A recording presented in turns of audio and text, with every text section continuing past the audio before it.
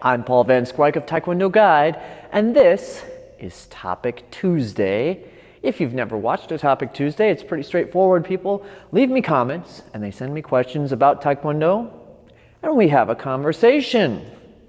Now, it's just me talking to a camera, so I always recommend that you pop your headphones in and you get some stuff done while you listen.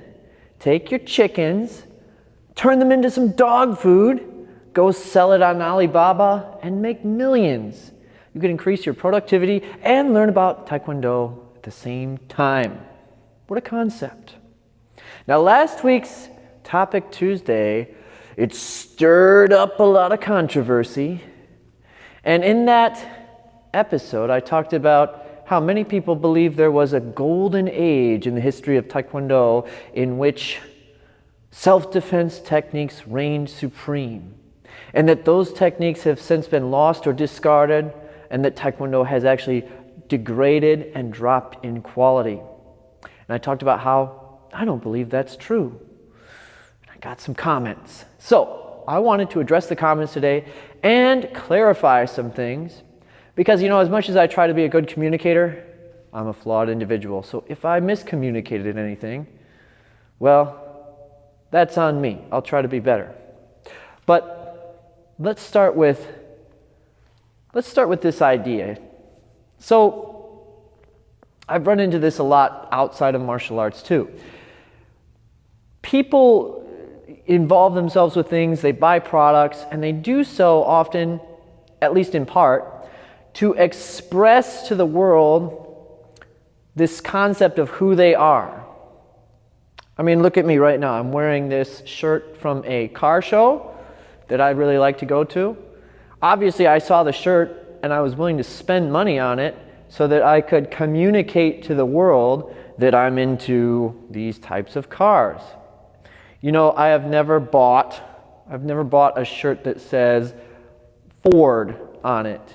I have nothing against Fords, by the way, but I like some of these German cars, and I like them enough that I guess made it part of my identity. It's interesting, right? But obviously some part of me wants the world to know that that's something I'm interested in. I like the European cars.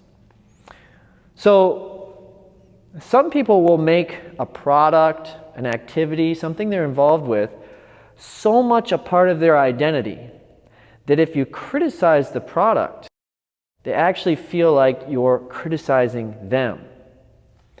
I've seen this with Apple fanboys, right? If you make any critical remark of Apple products, some of them get upset because they're so entrenched in that culture. They use Apple as a way of self-identifying. I actually was part of this for quite some time, and I still am an Apple user. I'm recording this on an iPhone too. But the difference is I can acknowledge some nuances, like there are pros and cons to all products, all activities, including Apple, including German cars, Ford cars. I'll give you an example. My daily driver, I drive a Toyota 4Runner. If you don't know what that is, it's like an off-roading SUV, and it has a mechanical reputation of being able to just drive forever. And so that's the main reason I bought it. That, and it looks cool. Now, Toyota's off-roading division, they've got a rivalry with Jeep. I don't know if the companies even directly view themselves as having this rivalry, but certainly their customers do. And you can go online and just see meme wars, of these two sides going back and forth. Now, most people take it kind of tongue-in-cheek. I mean, how serious is this really? But there's a lot of people too who actually get genuinely offended about this stuff because they have so made Jeep or Toyota part of their identity that they feel like they're being personally attacked when someone even just makes a joke about the car they've chosen to identify with. So let me talk about my Toyota for a second. It is supposedly, at least I bought it new in 2022, and so I've only been able to put about 32,000 miles on it. But supposedly, the thing will run forever. It's super reliable. That's what the mechanics say. That's what the statistics say. Now, I'm going to be honest with you. I think a Jeep Wrangler looks cooler. That's subjective, okay? Now, if someone's trying to choose between those two vehicles and they go, which one's better? Well, I could say, hey, this one's more reliable, it's better. But if they have a lot of money, they might not really care how many bills they need to float to keep the vehicle on the road, or they might churn through vehicles so quickly they don't care much about the maintenance cost down the road because they'll just switch it out later. And so to them, they may value the subjective look of the vehicle, the coolness of how it looks, more than the reliability. So for that person, the Wrangler might be a better option. My Toyota has terrible fuel economy. I don't prioritize that very high in my list of requirements for vehicles. It didn't matter too much for me. Other people, that's a huge concern. Some people actually get obsessive about fuel economy. They try to almost game it and see how good they can do with it. It's not a quick accelerating, it doesn't accelerate quickly. It's a pretty slow vehicle. I prioritize that lower on the list of features than someone else might. So the point is, there's all these things that go into a choice. And saying something's better or worse, you can only do that with stuff that you can measure. So I can measure the 0 to 60 speed of my 4Runner versus another vehicle, and we can go, this one's better. But in terms of what a person actually chooses to take home and to even identify with, well, that's subjective, and it just comes down to the overall package and what that person values in that package. All right, so here's what's interesting to me. I am, first and foremost, a traditional martial artist. Let me lay down my background. My two primary Taekwondo instructors, husband and wife, they're old school Korean instructors. One comes directly out of the Mudok Kwan, as in trained there in the 50s and 60s, and then moved to the United States in the 70s and started a school, and had Hwang Hee visit his school a number of times. All right? Like, direct link. My other instructor came out of the Cheongdo Kwan. She's a little bit younger, so I don't know if she directly connected to the founder there. I don't have a sense of the timeline of that Kwan. But again, very much an old school Taekwondo practitioner, and she was involved in the formation of sport Taekwondo and a competitor in that early style that later became Olympic sparring. So the way they taught was more so the traditional way than the sport way. We learned Olympic sparring, but it was a side note. Like my instructor, he started as a Tangsudo school only. He also has a 9th degree black belt in Hapkido. So his 9th degree black belt in Taekwondo, Tangsudo, and Hapkido. And so he started teaching Tangsudo and Hapkido, and then added the Taekwondo element once Taekwondo became this organized entity. Probably, I'm guessing he started incorporating it sometime in the 70s, shortly after opening. I'm not exactly sure of the timeline on that. I should ask him. That's a good question. But point being that what I came out of, the background I have is very much a traditional type of Taekwondo. So we did all sorts of grabbing defense, one-step sparring, all of the different self-defense techniques that people talk about that were in Taekwondo, Tangsudo, Karate. And the sport element was kind of an afterthought compared to those things. And then as I became more and more involved in Taekwondo, I tried to embrace more of the sport world as well. All right, so that's my background. I've always had more of a interest in traditional arts. The other arts I've studied, the most significant one, Aikido, the Birankai style under Chiba Sensei's organization, which is usually thought of as one of the hardcore Aikido styles. It's had some demanding training, and the techniques are put on hard. It's not a softer Aikido style. So I did that for 7 years, got a first degree black belt in that, or Shodan. I did some Shobudo Jiu-Jitsu just for a little while, which is a Japanese Jiu-Jitsu style, and then Hako Denshinru, another Japanese Jiu-Jitsu style that I was able to study through the same dojo that taught Aikido, and a little tiny bit of Iaido there. And then I was able to do a few months, I think about 4 or 5 months of Okinawan karate, specifically Uechi-ryu, which I enjoyed a lot as well. All classical martial arts styles. I only spent a little bit of time doing Brazilian Jiu-Jitsu, and then I also did some epee, fencing. I would say of all the arts I've practiced, BJJ would be the most sort of modern, non-traditional one, and even that's kind of debatable because that has pretty old history as well. Okay, I lay all this out so you have some context for the comments here. Let's get into it. This comment, which I have here, is from Maharlika AWA, who's left some comments on my channel before. And let me just start by saying I generally respect this person. He has his own YouTube channel, which is something in itself because most of the people who leave critiques of you don't even have a face for their profile. They don't have any content themselves. So you have no idea who they are. Are they martial artists? Do they know anything about what you're talking about? Well, he does. He has a channel. He has a lot of videos of him doing different things relating to martial arts. I think, if I'm understanding his content correctly, he also works in security or worked in security and has had to use martial arts in real life situations to some degree. So, you know, someone that I have respect for in this regard, who knows his history very well as well. But I want to go through this comment, clarify some of my thoughts, and argue back a little bit. So I'm going to skip the first part because it's not referencing anything we're talking about here and jump right into his critique of last week's episode. You are, however, wrong about Taekwondo not being a killing art. Your history is a bit skewed. The karate that influenced Koreans who trained in martial arts was Japanese karate. But yes, you could say Okinawan karate also slightly influenced it. Okay, I'm going to pause there. We don't disagree. My thesis has been that the primary influence on Taekwondo was Japanese karate. So we're all on the same page so far. All martial arts were created for the intent of combat and self-defense, even if they have a sport tagged onto them.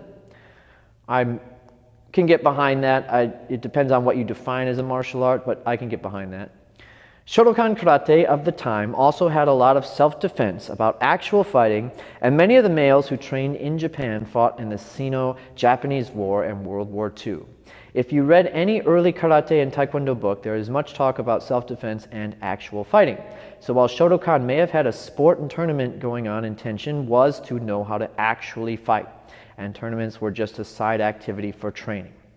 The environment of Korea at the time Taekwondo was invented was just a few years after a war and about 10 years after World War II. There was a lot of gangs in Korea, street fights, and wild stuff going on between Taekwondo kwans as well. Okay, so let's break this down. I don't disagree with anything that you've said here. I'm well aware that people involved in military activities, people involved in street violence also practiced what I've termed transitional karate, being the karate that was emerging in Japan post Okinawan karate, post its influence, and somewhere in between there and modern sport karate and karate. Okay, so I call that transitional karate. Now, I have a lot of these books you're talking about. This particular one I just grabbed off the shelf. I mean, I have stacks of these. This is Masoyama's Essential Karate. Probably a little more recent than what you're talking about, but you see all the same stuff in these. If I flip to just where it gets started, right on, oh gosh, I'm on page 20, and I already see a strike to the temple, a strike to the side of the neck. Here's a strike underneath the jaw with a spear hand, a finger poke to the eye, a double finger poke to the eye, a crane beak to the eye, a strike to the temple with the edge of the thumb knuckle, Here's a strike to the base of the skull, a palm strike to the chin. I'm just flipping through pages. Here's a throat grip, a strike with a crane neck to the jaw, to the throat. Right, it just goes on and on. As you flip through the pages, you see all these different techniques, which you could say are deadly self-defense techniques, okay? Now, my critique of these is not that they didn't exist. It's not that they're useless entirely. It's that we have better approaches of practicing now than what they were using then. So I practiced in very similar ways in my traditional training to what the pictures in these textbooks show and the videos you can go watch. You know, you can go watch some early footage from the JKA, I think it is, and you can watch early footage from the Murakwan, early Taekwondo training from like the 50s or 60s. You can watch what the training looked like. And the way that these techniques are practiced is through rehearsal. So it's like a very contrived form of practice where someone steps in with a long-range punch, the other person does a block, and then they counterattack with one of these techniques. It's a very sort of blocky way of practicing, not a very organic approach, and something that developed in Japan because of the long-range lens they were using to view the techniques of karate in. Now, if you're not familiar with what I'm talking about here, you should really check out, I brought my own book to throw out there, which is Modern Bujitsu and Budo. This was written by Don Draeger, who is one of the most respected anthropologists, a true academic, in the world of Japanese martial arts. And he details in this book the transition that occurred between Okinawan karate and what I call traditional karate or Japanese karate in its early form. And that's when they were adding in these sorts of one-step sparring components and viewing the techniques from a range that you would normally think of as like a swordsmanship range. Okay, this didn't exist in Okinawa, at least that's not anything that I have evidence for. And that's what he says in this book here. In terms of like someone stepping in from 6 feet away and lunging in with a punch that looks like a fencing technique. That wasn't something you would have seen in karate's original format. It was unique to early Japanese karate, still used today, of course, in its modern form.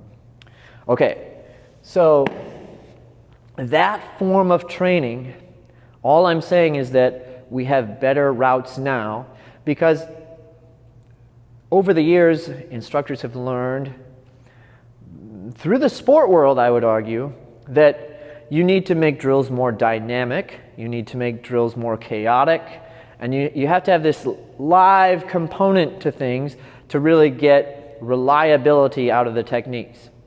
Now, if you just rehearse doing these lethal techniques, does that mean they're impossible to use? No. I think it's better than doing nothing. You're still learning the different ways you can use your body as a weapon. And these guys were really athletic. Like if you watch how they move their bodies, and of course they were really well conditioned, like their knuckles and fingertips were really strong. You know, they were effective movers. It was the way that they were entering into the technique that we've got a lot better at developing. We do it more organically now. Again, I would argue because of the dynamics that we are able to observe in the sport world. So that's the big difference, is that yes, they had techniques that you could term killing techniques, lethal techniques, whatever you want to call it, but they were, the way you got to them was extremely contrived and only practiced through rehearsal. Now you could say they had a sparring component as well, but I would argue that you start to lose the intention of those techniques when you start to spar in the context of dueling. And if you think of Ian Abernethy, who you mentioned in your comment here, he has a term called kata-based sparring. That's where you spar in the context the kata was designed to deal with. And that's different from what these Japanese karate practitioners were doing in this early form. To this day, really, it's stayed the same. And thus, because that's the version of karate that the Koreans were doing that later developed Taekwondo, it would be the same for Taekwondo. All right, let's continue on in your comment. Okay. So you say that referring to this type of training, it also made its way through the military and focused on the intention to kill enemies in hand-to-hand combat, which occurred in the Vietnam War. I'm sure that it may have happened. I'm not disputing that. Before the word Taekwondo was used, it was karate and used in the Korean War. This is written about in A Killing Art. Yes.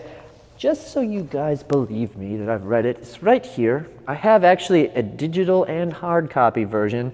Now, it's been a few years. I think I read it like in 2014 or 15, somewhere back there. So maybe I should read it again. I think I read it twice, but I have it. See? Okay. The sportification came later, and while techniques were not taken out of the martial art, the emphasis on tournament rules superseded the killing and self-defense aspect. Many instructors forgot a lot of moves or just didn't teach them to their students as much.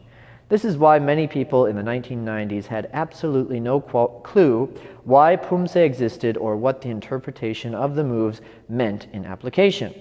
Like I said, old Taekwondo and karate books show such applications. I don't really dispute any of this. I think that's all pretty well documented and true. And yes, it very much depended on the instructor you had for the type of training you were doing. Taekwondo itself didn't just magically lose techniques or turn it into a sport. That is the emphasis on what most people train for nowadays, and they're the ones who have forgotten such older techniques or don't care about teaching that part of it. So in that way, Taekwondo has been weakened and has been sportified. All right. This is interesting to me because I agree that those techniques are no longer emphasized as much, and it's rare to find an instructor who spends a lot of time on them. The idea that sportifying something is watering it down, that's what's unusual to me. Remember that a lot of the early founders of these arts really wanted to get something into the sport world, get the art into the sport world. The sport world is the crucible which churns out highly refined athletes. Judo's history is a great example of this. Kano was a student of westernization, of learning like these methods that the West used to educate people, and learned about the British, I believe, model for sports. And being a jiu-jitsu practitioner, he tried to format his jiu-jitsu training in a way that it could be turned into a sport. So he removed the techniques which people would say are lethal, things that are difficult to practice in a live setting safely. And because he was practicing all these techniques with his students or having students drill in a way where they were pressure testing the techniques all the time, when it came time for them to match up against different jiu-jitsu schools, his guys kept winning. And that's why judo became the dominant form of Japanese jiu-jitsu. It sort of evolved, and it was seen as better because people could rely on the techniques more. And what they did is they kept the more lethal techniques inside the context of kata, of partner drills, rehearsed routines. And then the non-lethal stuff, they engaged in a sport element with. To me, that's the perfect fusion because there's so much you can learn through the struggle of sport and competition. And the same can be said for Taekwondo. So much has been gained because of the emphasis of the sporting component. And if you retain some of the other techniques as well, now you've got something that I think is nicely blended. So to me, the sportification is not a softening, but in fact a strengthening of an art. Okay, let's continue. He says, the old grandmasters will tell you that Taekwondo was actually rough in the old days and the environment was pretty dark because of poverty and things. Yes, so I have two, again, older Korean martial arts instructors. They have told stories about running out of buildings that were about to explode, about getting knocked out and slid under a bench left overnight after a class. Obviously demanding, dark, difficult things. That certainly toughens a person's mentality. It doesn't necessarily translate into more effective technique. You can, for example, have an instructor who toughens their students by yelling at them and then slugging them in the head. But we know that actually makes you worse at fighting because it makes you more susceptible to knockout. It's just basically weakening your resistance to getting knocked unconscious. So that's really demanding stuff, but it doesn't translate into combative effectiveness. But yes, I agree. They came out of a rough environment, and I respect these people. They did a lot for the art. They started things out. Incredible people with incredible stories. He then says, through the 80s and 90s, while sports were being emphasized, at least in America, the idea of actual fighting and self-defense existed, and sports were a small percentage of the martial art. The term actual fighting, it's difficult to place your finger on that. We all have an idea of what it means, but I think it changes all the time. So you could take two people and stick them in a box and you say, one of you is going to kill the other. And if they don't have any weapons, that's going to look like one thing. If they have weapons, it looks like an entirely different thing. If it's 3 against 1 in a street fight and the guy getting attacked has a baton, it looks like one thing. If it's 1 against 1 in a street fight, one guy has a knife and the other person has a broom, it looks like an entirely different thing. So there's going to be, well, it's going to be difficult to train for an overall concept that we call actual fighting. I think you have to kind of identify what it is you're looking to train for, and then you can find the best approach to train for that. So I don't exactly know what you mean by actual fighting. Self-defense, I think, is largely, if you want to be most effective for that, learning how to avoid violent confrontations, which I've gone into before. He then says, Taekwondo also has a Kung Fu influence, and also some Taekwondo masters had a history in boxing, and some, the Japanese styles, were similar to Kyokushin with leg kicks, etc. All right, yes, there are Taekwondo practitioners, the founders, who also studied Chinese martial arts. Huang He is one who claims to have studied some form of Chinese martial arts while he was in Manchuria. And supposedly he taught that first and then later adopted the karate techniques and was more successful with that and started his Tang Soo Do school. How much influence did they have on the techniques? That's really hard to say. I would like to see the receipts. I haven't seen them. I've looked for them. I can't see any connection between Kung Fu and the movements of Taekwondo. Maybe there's a few out there. If you have some, please show me. Give me the receipts. But it's like my Aikido training. I have an Aikido black belt. If someone historically looked at me and my Taekwondo classes, they might assume that I've fused the two things, that my Aikido training has influenced my Taekwondo. But really, I've kept them quite separate. I don't stick wrist locks into my Taekwondo classes, generally speaking. So I'd need to see the receipts there. He then says, none of the techniques of Taekwondo have been lost. They just aren't really practiced. A few masters are re-emphasizing the hand-to-hand combat nature of Taekwondo. Yes, I would agree with this. I don't think anything's been lost.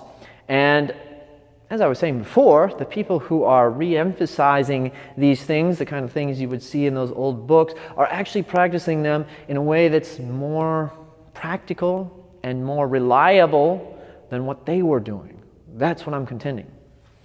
All right, he then says, there was a golden age of Taekwondo, but it wasn't golden because it was sad and an oppressive time. Yeah, it was rough.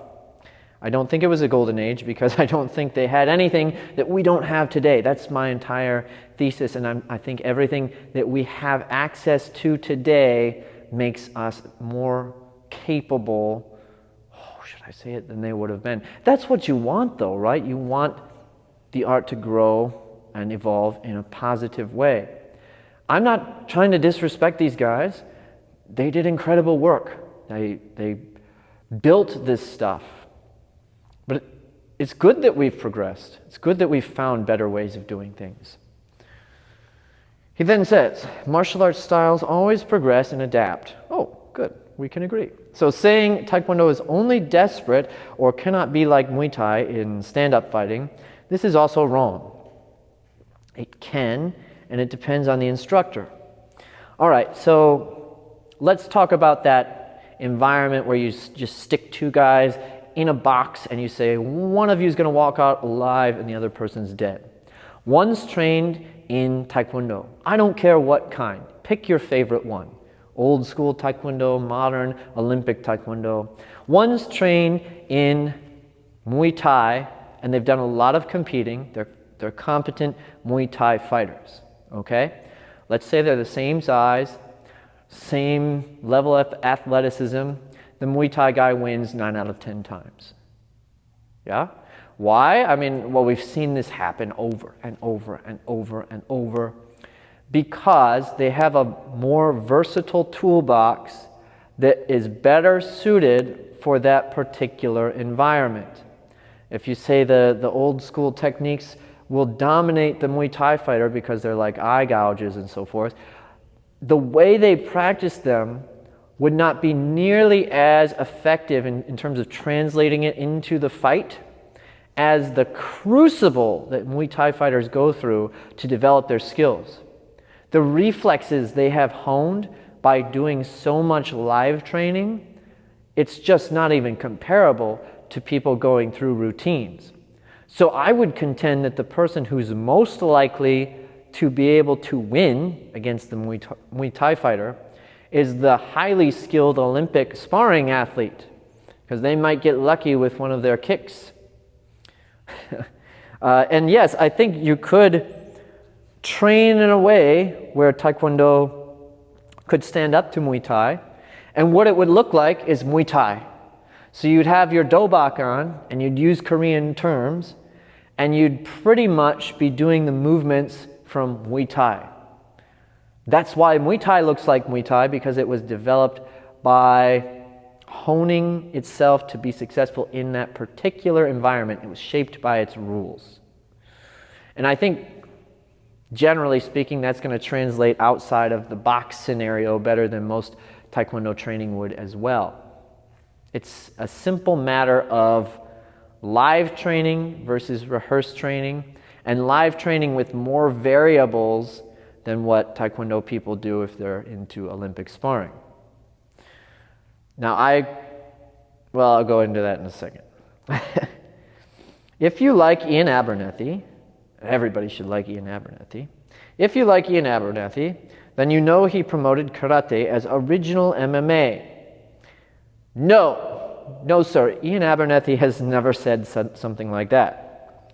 Okay, he then says, as if it can be actually used in actual fighting and MMA. No, sir. Ian says the opposite. He says, and he quotes one of the founding karate instructors, I can't remember who off the top of my head. He quotes him as saying, karate was designed to defend yourself against villains and ruffians. It was not designed for consensual fighting. That's the opposite. And he contends that the toolbox that you would want to develop for a sort of a scrappy self-defense situation where you're just trying to stay safe from harm and deal with sort of a surprise, chaotic situation is different from the toolbox that you would need to win in an MMA match. I would agree with this. It's not at all true what you're saying here that he says that you would take the movements of kata in karate and win an MMA match with them. I'll get him on the phone. He then says, if this is true, then Taekwondo can also do the same. All right, well, I disagree. I think they're designed for different things, karate or Taekwondo. He then says, to me, it actually seems, this is the part that's interesting and why I prefaced this, because remember, I'm a traditionalist at my core, and I think my critique, I suspect here that my critique of the methods used in some of these older books and so forth triggered him because he identifies with it so much. So he kind of lashes out and does some mind reading here. I'll show you He says, to me it seems like you are defensive about your lack of ability in actual hand-to-hand combat and are making excuses for your emphasis on tournament sport stuff and just teaching kids to be good people and stuff. If you view Taekwondo specifically as an Olympic sport and the entire purpose of training is a game, then of course you would say somehow Taekwondo in that style is more refined and better than it was in the old days. I have to disagree and think even as a sport, the current Olympic sport has actually degraded Taekwondo sport and made it worse. So you see, he questions my hand-to-hand combat ability. Well, I'll be the first to tell you I have never killed someone in a war. I have never been in gang fights or anything like that. I've never really had to defend myself outside of using some of the simple grabbing defense maneuvers I learned in high school, if you even count such a thing. So if that's your criteria, well, sure, I agree. I think most people are in my boat there. I would ask you what I would need to do, because I've watched the videos of you doing a lot of different training, and it's very similar to the things that I've spent a lot of time doing and still do to this day. In fact, this morning I just did a lot of application training with a student, just the two of us.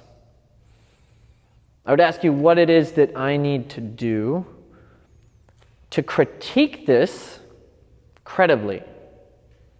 Because I am right out of the camp that I'm critiquing. And I think that's where he's thinking I'm on another team. I'm Jeep guy criticizing Toyota. I'm sport guy criticizing traditional. I'm actually traditional guy who also involves himself in the sport world to some degree, criticizing traditional. I like traditional martial arts more than anything else. I'm simply pointing out that, like my Forerunner doesn't have great fuel economy, it's not perfect. There are areas where it can improve and areas that it has improved. Okay. And it's really interesting too. You will find I will be an extreme minority here. People think that Taekwondo sparring has gotten worse because they watch highlights of the old school style and they see this really explosive type of fighting, which still occurs, by the way. You just have to look at the right highlights. But that's a whole nother story.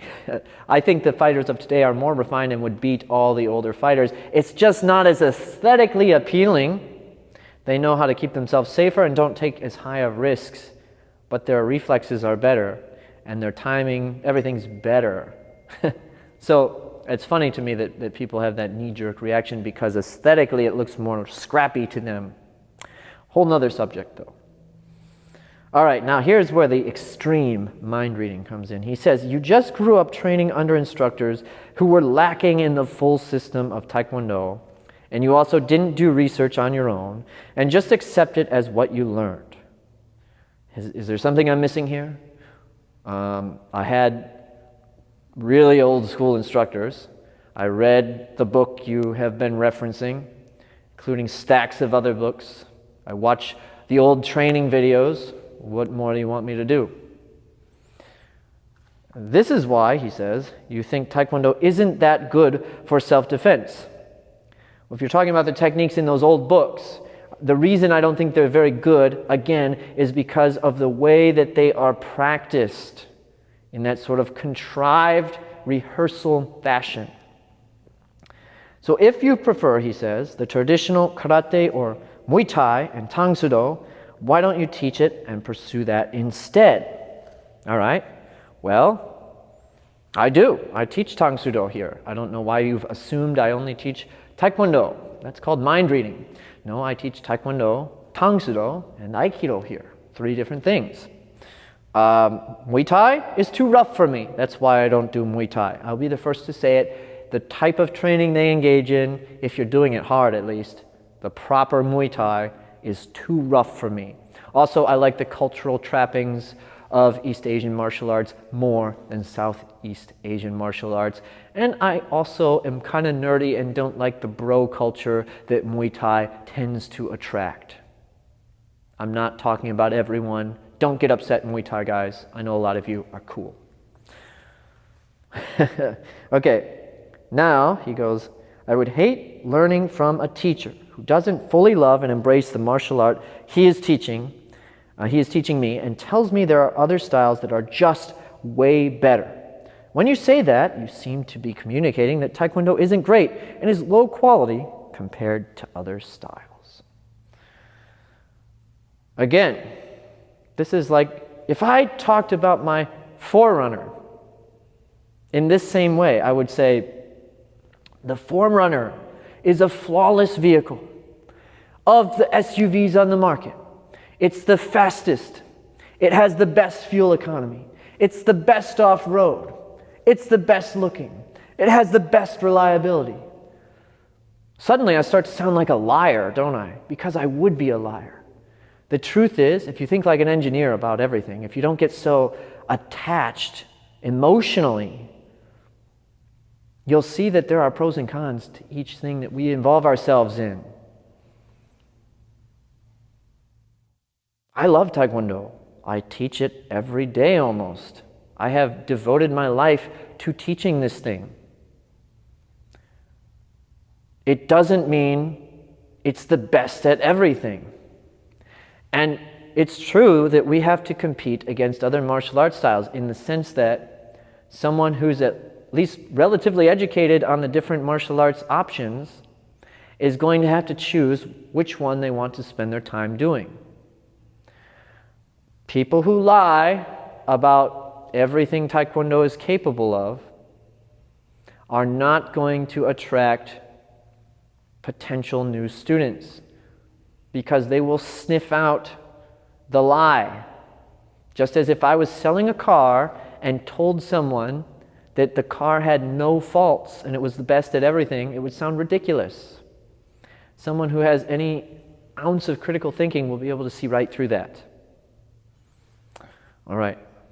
Now, this comment had come from Marhalika AWA, who again, I respect you.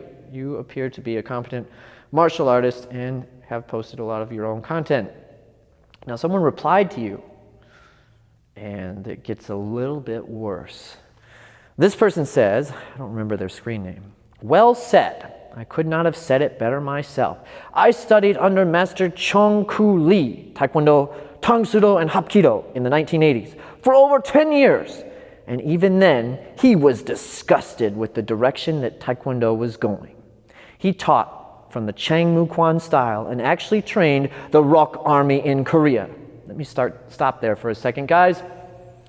I hate to break it to you, but unarmed combat is the least important thing that is taught in the military. You could have a military that has no unarmed combat training, which completely dominates on a world stage because they're more competent in the more important stuff, like intercontinental ballistic missiles, for example. It goes down from there. Unarmed combat, well, it does show up. Hand-to-hand stuff does show up. I'm not saying it never happens. Is low on the totem pole. And guys, talk to people who train in this stuff, and they'll tell you that the first thing they try to do is retain their weapon. That looks different from most unarmed martial arts systems. It's actually going to involve a lot of the things that I study in Aikido.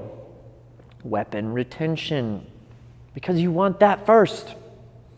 Anyway, I mention that because I think training military it doesn't give you the cool points you think it does. But hey, whatever you want to think here. He then says, there was a reason the special forces in Korea trained in Taekwondo. Doesn't mean that it was the best thing they could have been training in. But yes, they did pick Taekwondo. It certainly wasn't because it was a fairy tale inferior art. The notion that it wasn't a deadly art is absurd. This gentleman on here believes that Taekwondo of yesterday could not hold water to Muay Thai, but the current Taekwondo can? I beg to differ. I never said that, actually. I never said that either could hold water to Muay Thai in just about any context you want to create, because Muay Thai has more techniques, again, and trained in a live setting. They just have a wider variety of tools that they have earned the reflexes to use in actual fighting. I'll use that term, actual fighting. All right. He then says, the utter disrespect for the founding fathers and their techniques is appalling. Easy to come on here and talk trash behind a keyboard, I know. But I see this stuff and it drives me bonkers. You might want to ask why a simple critique of a particular set of training methods from many years ago drives you so insane. I would suggest it's because you have your identity so wrapped in this notion of Taekwondo being dangerous that you can't stand at someone even trying to poke at that idea. Because you want to be perceived as deadly and awesome, and you want that to raise your status culturally through your association with Taekwondo. And you can't stand anyone dare poke at that perception. But that's me doing a little mind reading. I've just run into it a lot, so I would consider it. I take offense with this guy brushing off traditional hard-style deadly techniques as an Atlantis myth. Bro, please educate yourself before you spew BS. You're a 5th degree black belt with a school? I weep for the future of Taekwondo. Well, clearly I triggered this person. And remember, all I said is that because we have a more refined sport element and we have better ways of practicing the traditional techniques, Taekwondo is in fact in a better place now than it was in its original format. Pretty wild that that would upset someone so much. But I think what it is Taekwondo has been criticized so much in recent years due to its failing in certain environments like mixed martial arts environments. Though I would contest that its kicks are showing up again now that MMA fighters are more rounded. They're starting to adopt a lot of the Taekwondo techniques again. But because a lot of the traditional arts were kind of criticized in recent eras for their lack of functionality in mixed martial arts, that these people then have to apologize for it and say, it was better back in the day, and when I did it, it was really awesome and hardcore, and I'm tough because I did it back then when it was good, and the people who do it now are giving it a bad name, and that's why it's not working anymore. It's an ego thing. Sure, there are schools out there who are soft, but that's probably more because more people do martial arts now than ever. You know, you can throw a rock and hit a Taekwondo school. They're all over the place.